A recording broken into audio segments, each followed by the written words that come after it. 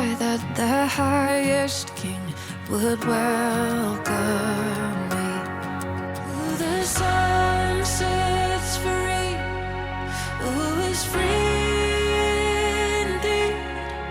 I'm a child of God. Yes, I am. My name is Kia Atchell. I'm 22 years old. I'm from Brooklyn, New York. I currently reside in New Jersey. I am the last child of 4 kids. I have 2 sisters and 1 brother. Alright, so I actually grew up in a church. I grew up in a Pentecostal church, and I just remember so vividly being forced to go to church. We would wake up early Sunday mornings to head to church. We never got a vivid explanation of what's the purpose of church and the importance of going and what does it look like to have a relationship with God and all that stuff. So to me, it just felt like another place I got dropped off at on Sundays. I was going to church up until I was about 14 years old, I'm gonna say. And I went to public schools all my life, and in public schools, I feel like you get exposed to much more than you would on the average of like a private school, homeschool. I could be wrong, but as for me, I can say I got exposed to a lot at a young age. The devil used that as a way to just ease into my life and plant these seeds that weren't who God made me to be. When I was in elementary school, and there was a point in time where my parents were going to work really early in the morning and they didn't have anyone to drop us to school. So this was right before I started traveling to school by myself. So I used to go on this van, and I was about the 2nd person that got picked up and dropped off to my elementary school. So I made a few friends. I just remember so clearly, there was one time that it took us so long to get to school that day, and we were just so tired of just being on the bus. It's early morning, we're young, we're like 8 years old. We're just trying to have fun and make the best of it so we get to school. We're on the van, and one of the other girls that got picked up that were on the van was like, let's play house. And you know, we all know what house is in our elementary kid days. For those who don't know, house is a game where you play like a mommy, a father, kids. What it will be like is we'll call each other babe and baby and all that stuff. We're 8 years old, okay? Like, we don't know what we're talking about. We don't know what we're doing. And all we just knew was this is just a game that we're playing, and nobody was telling us it was wrong. I remember it was 4 of us playing. I don't remember any boys playing house with us. One of us was playing a dad and one was playing a mom. So to us, in our minds, it's like it's not really wrong. We didn't think it was wrong because we're just playing a character.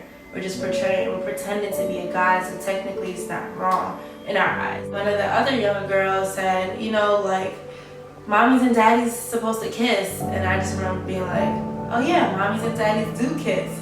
So however that conversation came about and however we got into it, I just remember it just became a routine of us just constantly greeting each other when we got on the bus that way. We kind of got away with doing a lot just because we didn't have no supervision. From then, it was a series of encounters with different females, and me thinking like, maybe like this is just who I am, but going back to it all started from that specific moment where I got exposed to that at 7, 8 years old, and thinking that this was really just who I was.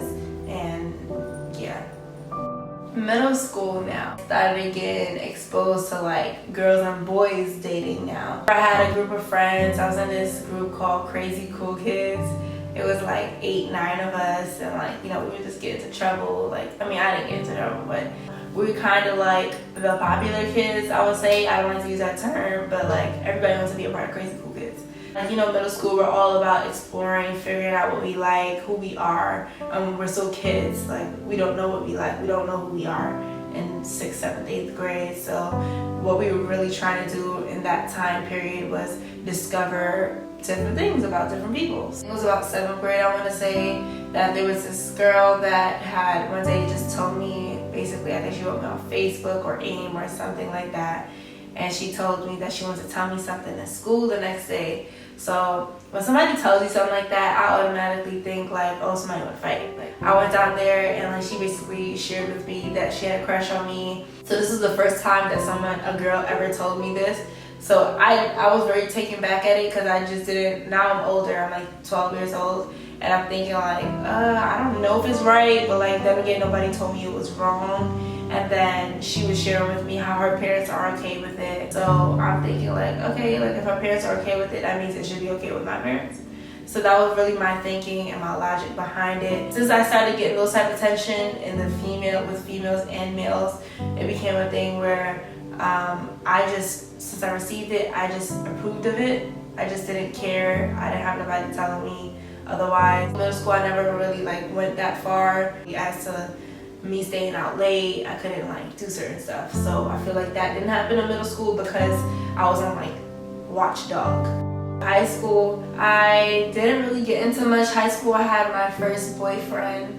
I was in 9th grade and he was in 12th grade. And I really thought I was that girl because I was dating a senior. And this was my first boyfriend, and we were really serious as well. He would post me on his Facebook, I would post him on Facebook, and we didn't go to the same school, so like everybody, when I got to school, everybody would be like, I see you on Facebook with your man. And like that made me feel like some type of confidence. Like I have a whole senior in high school while everybody else dating freshmen. It was like a validation type of thing. I started to feel really validated by the fact that I was dating a grown man at that time, and I was getting approval from it from other people. And during this time, I still wasn't allowed to have a boyfriend. So I was sneaking around, number one, to see him. I didn't really have time to see him because I was in high school, I was a 9th grader. I had dance classes, I had extracurricular activities, and I would literally skip dance class. I would skip any activity I had to do to go over to his house after school. So the boyfriend that I had, he was my first heartbreak, I would say. We were dating for like about a year, and like I said, I was dancing a lot, so I went away one summer for a dance intensive, and I think I went away for like 3 weeks. And during that time, I wasn't really on my phone, I didn't really have time, and during that time he went on a cruise as well, so no connection on both sides. And I remember this one day that I had a great day of dance classes. My instructors were telling me how well I did. I couldn't wait to go home. I'm gonna go back to the dorms and call him and be like, yo, so like this what happened in dance class. Like I couldn't wait. And then I remember when I checked my phone, I seen the text and he's like, we gotta talk. So my heart like instantly dropped because I felt like at this point we were like already preparing for like whenever we get married. Like we were honestly just waiting for me to graduate high school to get married. No, it didn't work out like that, of course. I called him and he was so scared to tell me whatever he had to tell me. I just remember him saying that he went on a cruise and he met a female on the cruise and they had sexual intercourse and she's pregnant. And I was just like, so during that time, I felt really heartbroken just because he was somebody that I lost my virginity to at 14 years old. And the crazy thing about it is I didn't really want to at first. And then he started convincing me into it. And of course, I didn't know no better. Nobody really taught me, like, are you really not supposed to have sex before marriage? Yeah, so when he told me that situation about when he went on the cruise, it really hurt me. I was really heartbroken by it. He didn't know what to say. He was just like kept saying, I'm sorry, I didn't want to hurt you. And then I remember saying that, so when is she gonna get rid of the baby? And the crazy thing is I was just so like stuck in this soul tie, the fact that I was even like considering for him to allow this woman to give up her baby because of me. Also deep in that soul tie, that when I thought that she would give up her baby, that me and him were gonna get back together and work it out.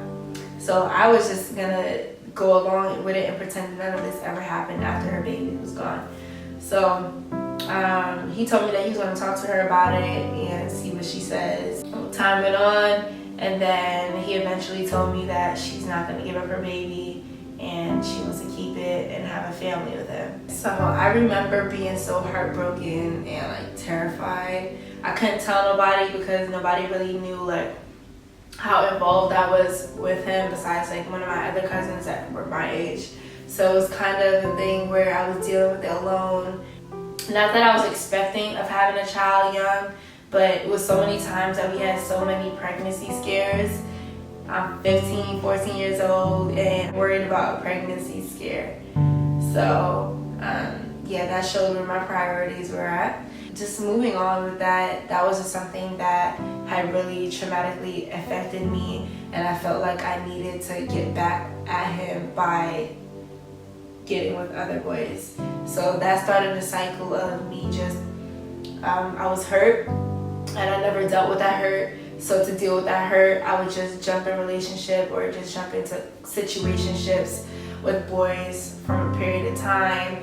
After me and him had broke up, and I came back to Brooklyn, and I had got into this situation with someone, and we were like really close friends. And I just remember on one day, either I told him I liked him or he told me he liked me, and it just became this thing where after school I would go over to his house and we would just have sex. That was just it. And it was all because I was hurt from the previous relationship that I was in, that I never healed from, that I never really got that type of comfort for. So I was looking for it from different guys, from different girls. I always used to say, like, I like what I like. If I like her, then I like her. If I like him, then I like him. And yeah, I never really wanted to put no labels on it because I just didn't feel like I was fully one thing. The old Kia was seeking for love. I grew up with both parents in the household, of course, but I feel like I never had that deep relationship or bond that you would want with your father.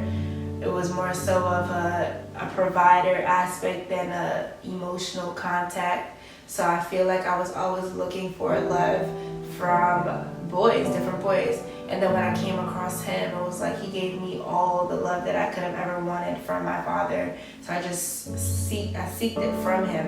And it just led me to a place of constantly seeking validation from different boys.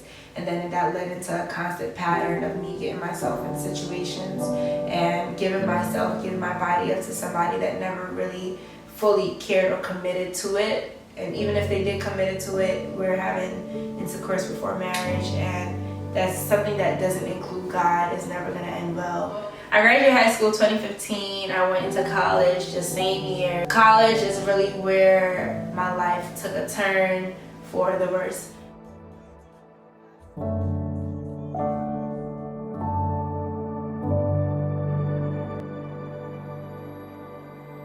Before classes started, the first couple of weeks was a lot of like getting to know each other. When getting to know each other was drinking, smoking, get-togethers in dorms. So this is one specific time. I actually was at a get-together in a dorm, and there was this girl that was there, and she came up to me and she told me that, asked me if I was a freshman and wanted to just like know me, I guess. So we were sitting there having a conversation. So at this point, I feel like my ego is boosted because she was not the first one that was coming up to me at college and telling me like they think I'm pretty or like they like me or whatever. So I'm just like, okay, well, I'm in college, I'm away from home, and anything that happens at college stays at college. So I spent a lot of nights at her room, and I also spent a lot of nights at this other dude's room that I was talking to as well. They didn't know about each other, but to me, I didn't feel like it was wrong because it was a boy and a girl. However, I was using them both to just, not only just them in specific, but like I said, I was just using men and I was using women as just ways to just satisfy however I was feeling at that time. My mom also was in the hospital, so I was always sad a lot. While I was in college, I was in a situation where I was being stalked by somebody. I had countless amount of times where I had someone knocking on my door at all times in the morning, waking up my roommates, leaving me like death notes, death texts, leaving other people death texts, pretending to be me. It was just this whole crazy long thing that actually at first didn't really bother me because it was a point where I knew it wasn't me. I knew it wasn't me behind the messages, texting the other people. But as for the person that was writing me, it was starting to bother me a lot because I'll be in class and they would just say, I know what building you're in, and turn to the right, and I see you by this tree. Like just certain things. It was starting to scare me as it would for anybody else. It was becoming a thing where I didn't want to be on campus anymore, or I didn't want to leave my room. And of course I'm at school, I have to go to class, I have to go to eat, I have to go to the dining hall, just different things that would require me being outside. I didn't stay at that college for long. I was there for about 2 months. a situation arise where the person that I was talking to got fed up of the messages and they thought it was me, and it turned into this whole brawl thing that was never supposed to happen. Outside looking in, years from now, I look back and I think that was really all God. I was going down a path of destruction at that college. All I was doing was drinking. All I was doing was hanging out in this person room, in that person room, just engaging in activities with people that I had no business doing so. And my main focus really wasn't school when I was at school. It was just really the freedom that I was getting while I was at school. For me being in college in 2015 up until like 2017, I'm gonna stop right there. I had friends, but my friends were friends that encouraged the bad and didn't encourage the good. When I was down or not myself, they would encourage me to drink, to come out, to go to a club. It wasn't, of course, godly wisdom. It wasn't wisdom that can actually help me get through what I'm going through, but I would never put the blame on them because they didn't know any better themselves. I was very much so around the wrong crowd. That's why I really do believe true-heartedly that God removed me from that school for a reason. A lot of my friendships was always temporary friendships. I started to really check my motives and check my friendship groups, and I was getting really peculiar with who I hang out with and who I wanted to be in my circle, because after all that transpired at my college, I started to realize, okay, well, those are not real friends, and the next group of friends or the next people I meet, I want them to be friends that can actually pour into me, friends that can motivate me, friends that can push me and lift me up when I'm down. So my coping mechanism was drinking. I was okay with just like drinking my life away.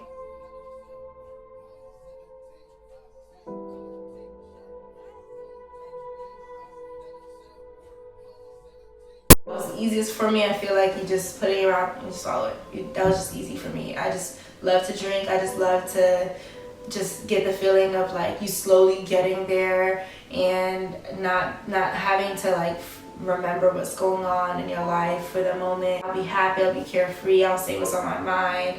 And I always felt like I was better when I was drunk because I got to say whatever I was feeling about anybody. So when I was drunk, I was very reckless. Whether it hurt somebody's feelings or not, it was just who I was when I was drunk. So me using it as a void filler got me in so much trouble.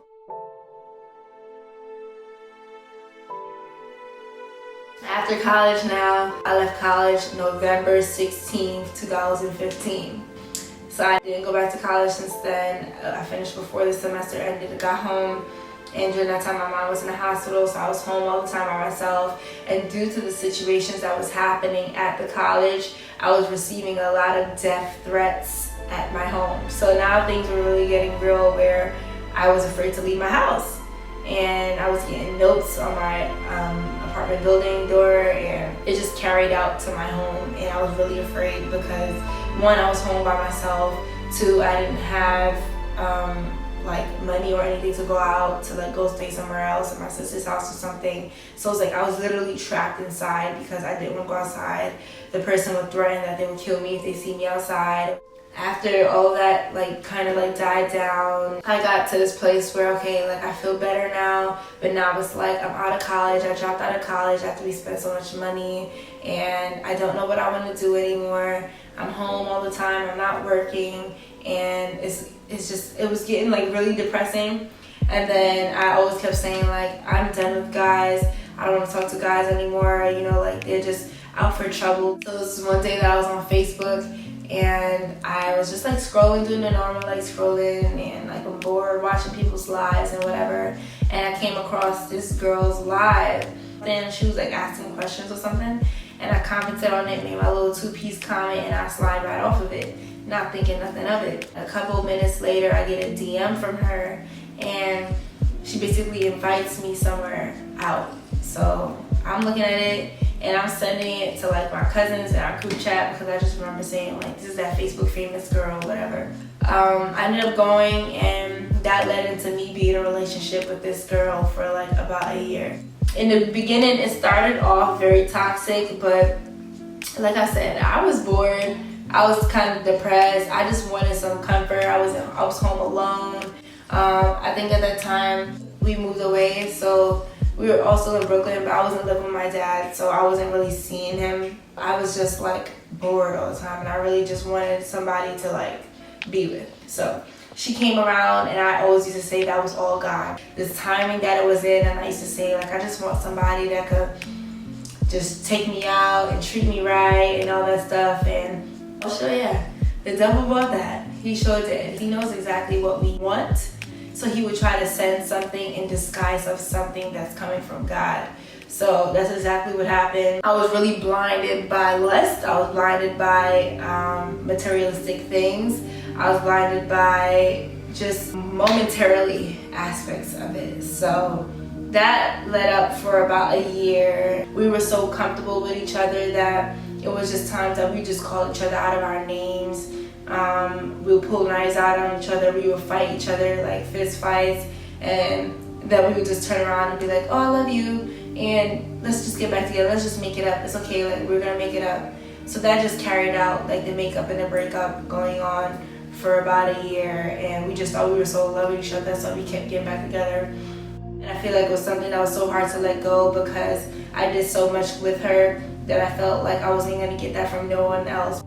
Not saying like the argument aspect of it, but like the good things. This is 2017 now. We got to the point where we were really tired of each other and neither of us wanted to let go of it. So this one day she told me that she just wants to end it. I think she said that she just doesn't want to do this anymore. And that killed me inside, I felt like I would never find anybody again. I was so used to always being in a relationship, especially going from being with her 24/7, 7 days a week to now not having no communication. She sent me that and then blocked me off of everything. I was so heartbroken. I was crying so much. It was just got to this point where I felt like I really I can't live without her, literally. I can't live without her because I'm so used to her, being around her, even though I knew she was no good for me. I was really using her just to fulfill my needs of looking for that love, and I felt like she transgressed that love onto me. And then for her to just walk away, it was just really hurting me because if you really love somebody, you wouldn't just walk away. And it wasn't love. It wasn't from God. It wasn't love at all. And it ended. I was really heartbroken. And then a month later, I jumped into a relationship with this guy. I would speak to him about my hurt with her, and he would console me. He would come over and like bring me food, and like I'm just like, oh yes, this is God sent. I could see this is a cycle. Every person that I came across, I thought was God sent. So he would come over, bring me food. We would talk about it. I would cry. Like I just remember crying in his arms one time, like really hurt. And I just was very toxic to him. I brought all the traits that I delivered with him. Like I said, me and her used to be really physical, like as in like fighting and like verbally abusive and all that stuff, and I would transgress that onto him. I was really hurt, so I was just pushing that, all my hurt, all my baggage onto him. Fast forward, he wasn't the one. We like got too sexually engaged too fast, and it's all because I just really was looking for that void to be filled of my hurt that I was feeling at that time.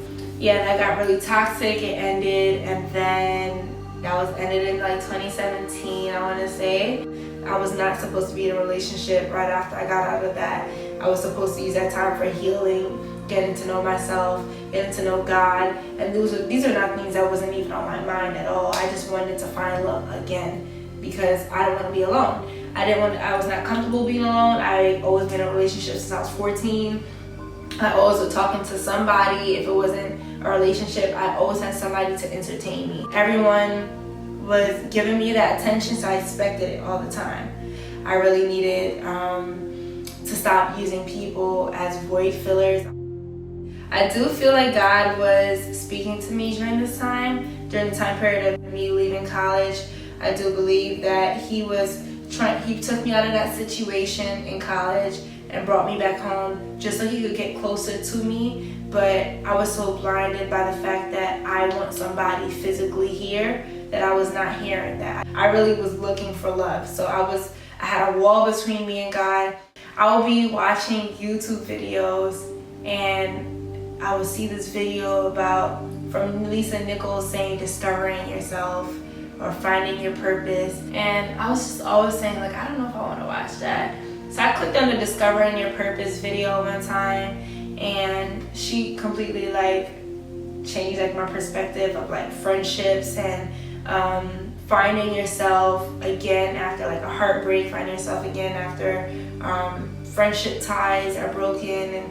And she really was speaking life into me, I believe, and I really feel like God was using her as a vessel to speak to me, because all that she was sharing in that video, it was just really blessing me. And then it was just countless amount of videos where different topics surrounding things that I never even thought of to even think of bringing to myself. So I felt like that was my aha moment where I'm just like, okay, I think I know what I want to do.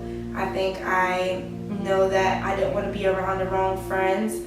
I know that I don't want to just spend time around people that can't motivate me. But that was like my push to like, all right, I'm clearing my surroundings, I'm clearing the things that I'm doing, and I'm just gonna be focused on me. That was it.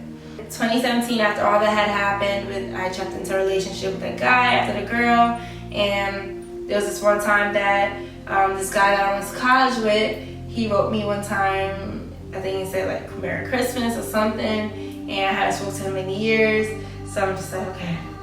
So I'm just like, I don't want to be in a relationship, I just, want to focus on myself. We ended up hanging out.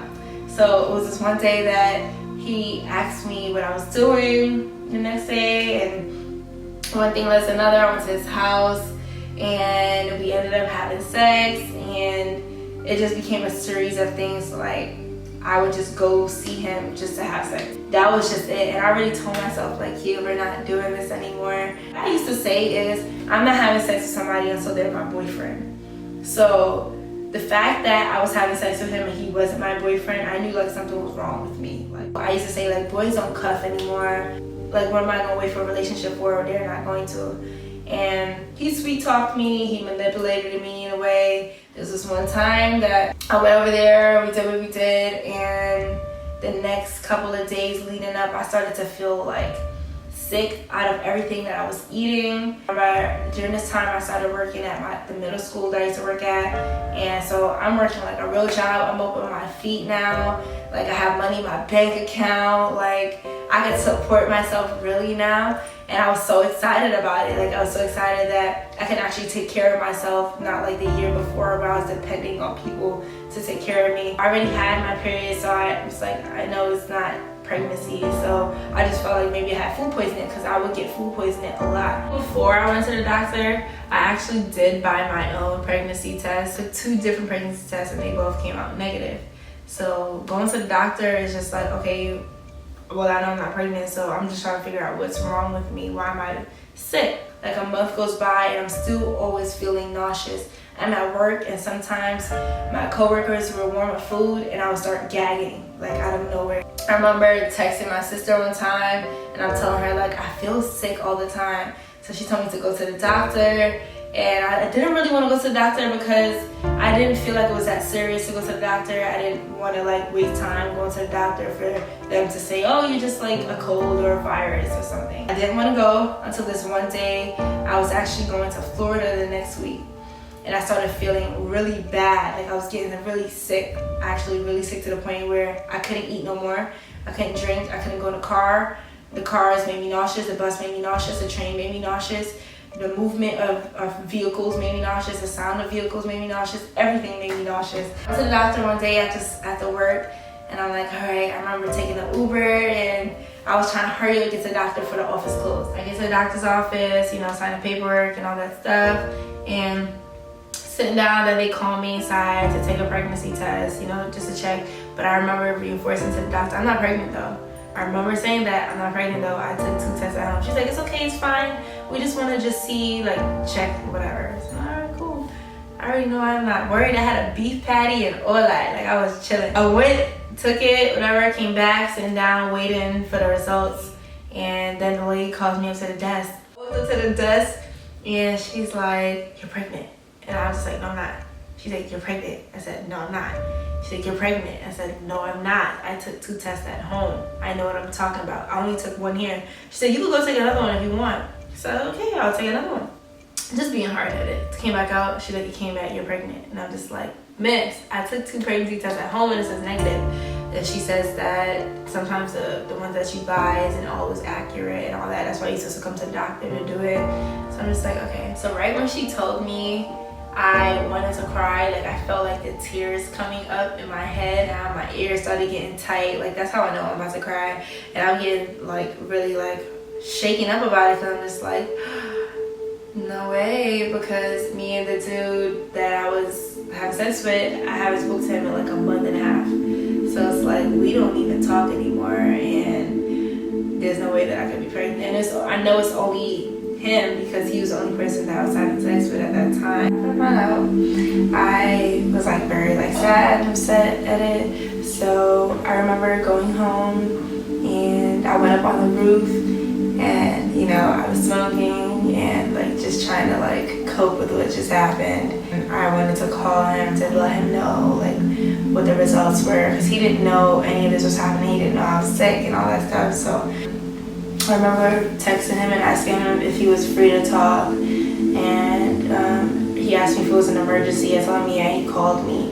He went outside during work and called me, and I just basically broke it to him. He was asking me like what I wanted to do with it, and in my mind, right away when I found out was, we gotta get rid of this like right now, like before anybody finds out.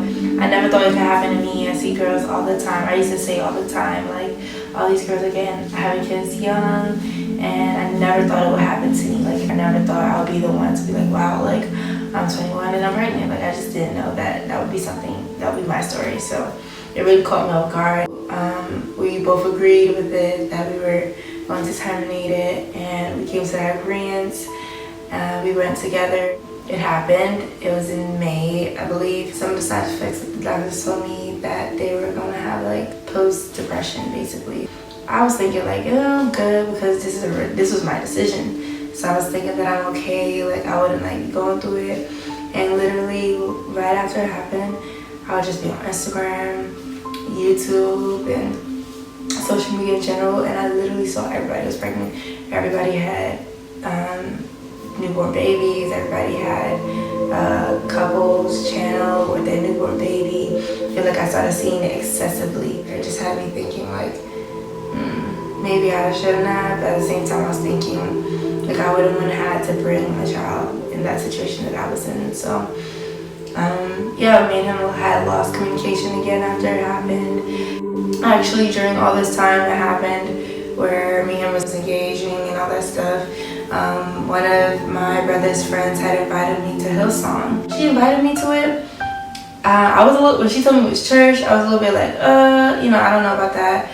But she showed me a video of one of their concerts, and I was like, okay, you know, it doesn't look like the usual, I'll go. This was in February. I started going to church with her, and all the stuff leading up to it happened in like April, May, June. I still wasn't feeling convicted about like sex before marriage. The first time that I went to Hillsong, they sang the song, Who You Say I Am a Child of God, and Touch of Heaven, in that order. And when it's played Who You Say I Am, out of nowhere, I just like started crying. I felt like I had to cry. Like, I remember I was just, we were standing up, and I was never like the type in church to like worship with my hands up and stuff. Like, it's always like very secluded, like to myself, and like humming and stuff. But like out of nowhere, like I felt my arms like raising, and I just like started crying while the words are coming out of my mouth, and I was hearing the lyrics and all this stuff. It just really started touching me. I started like going to church on and off from February till about May. So after the situation happened with the procedure and all that, I really said that I wanted to take my walk with God very seriously. I know for a fact that I didn't want to ever have to do that again. My goal was to never, you know, have sex before marriage again. I didn't want to talk to any guys that was out of God's will. If he wasn't a Christian, I didn't want to talk to him. So, yeah, but I wasn't really firm in my decision as well. So when the enemy sent me temptations, I ran with it. And after I had made that declaration that I didn't want to engage in any activities with any guy at all, another guy came upon the way, and I fell short again. but this time I felt convicted, and I started to feel like really disgusting to myself. And I was like, yeah, you already know like what the end result could be. And I already declared that from the last situation that I didn't want to be in this situation again. So from that, I stopped talking to him, and I said that again, like, I'm never going to do it again. And I remember I was at church, this was like August now, and they started speaking about these baptisms at the end of August. So I've been hearing it like all the time. My excuse was I don't feel like I'm ready to be baptized because of the things that I was doing, the things that I've done. One day I was at church and they said that the baptism is next week now. They said it's next week, Thursday is the 23rd. So I was just like, all right, I'm gonna just do it. Like, it's next week, I'm gonna just do it, I'm gonna get it over it. At the moment, how I was feeling during that day was very optimistic. I knew that God had a plan for me. I knew that He wasn't going to condemn me or judge me based off of what I've done previously. So I went in there with an open mind, open heart. The pastors that had prayed over me before I got baptized, they told me that they received a revelation from God that God's going to provide the community. He's going to provide change in my life, unexpected change that I'm not going to see coming, that I'm going to be moving into a new space. But I didn't think of it as like I'm moving to a whole different state. It happened, it manifested, it happened. And then from then, I declared to God that I was never going to have sex before marriage again. I didn't want to be in any ungodly relationships. I wanted to take my time to be single and get to know Jesus, to really like be on this journey with Him. It started happening, but one thing I couldn't give up was smoking at all. I started feeling convicted of it months down the line, but at first I didn't feel like it was a bad thing. I really felt like God made this plan. He made it for us for a reason. It's there for a reason, so He's not going to judge me if I do. The Bible does speak about being watchful and diligent over the devil's schemes, so you have to be sober-minded. And at that time I didn't know that. I didn't know my word. I didn't know the Bible. I wasn't reading really. I would read devotionals. I was watching Joel Osteen. I was watching for encouragement more so than reading. And over the course of the time from August to December, my convictions for smoking started to arise more, but that's something that I still didn't want to let go. Last year, we ended up finding a place in Jersey, and once I came to Jersey, like, all the desires for smoking completely vanished. I came to Jersey and this was probably after my birthday, like January 4th or something like that. I had like a half a pack of weed, and my friend had given it to me for my birthday. And I was just like, all right, after this, I'm completely done. I felt super convicted, like super. I'm like, this is a new year, and I'm going into the new year on the wrong foot already. So I repented, and I asked God to wash me, make me new, make me whole again, to remove all the desires of smoking, of alcohol. Yeah, this is really where it comes to me really on my journey with Christ and fully submitting to Him. Before I got baptized, but I wasn't fully submitting to Him. I really started reading my word. I was reading devotionals.